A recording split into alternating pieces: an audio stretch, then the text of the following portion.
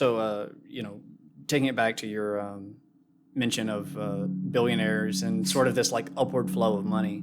I've been looking for this tweet. I can't find it. I now realize it's because it was deleted, but through a screenshot. Yeah. It was this person complaining about unemployment benefits during a pandemic. And he was complaining that he works in an Amazon warehouse. Have you seen what I'm talking about? I've seen this. Okay, tweet, yeah. And so he's hot and sweaty working in an Amazon warehouse. He has to wear his mask. He can barely breathe. He spends all day on it. He gets home, his back is tired. And then people that aren't even working made $600 doing nothing. And then just the fallout is fantastic.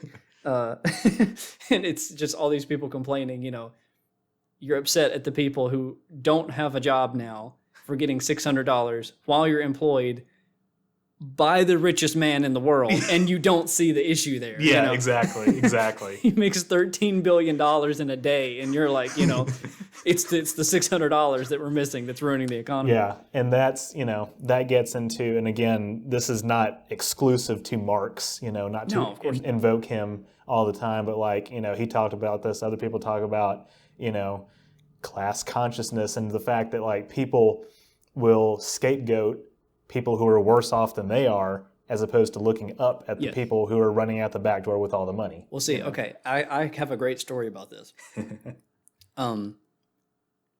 During the pre-Civil War era in America, okay, you didn't have a lot of industrial mechanical innovation yet. Yeah. Some of that was going on in the UK, but just the biggest issue was transportation to America. So we were using pretty simple tools for farming and things like that.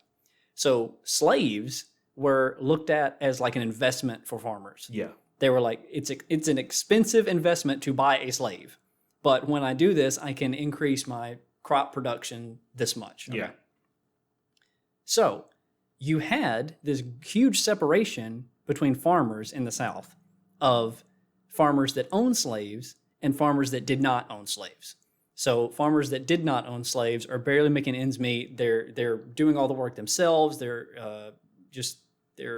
production is so much smaller versus these philanthropists, essentially, that really do nothing other than order other people around and not pay them because we're discussing the Civil War. Yeah.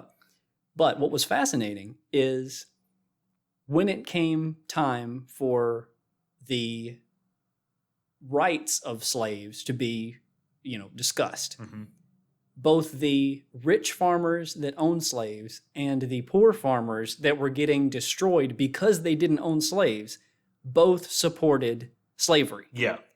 Because the farmers that did not own slaves saw themselves as one day owning slaves. Yeah.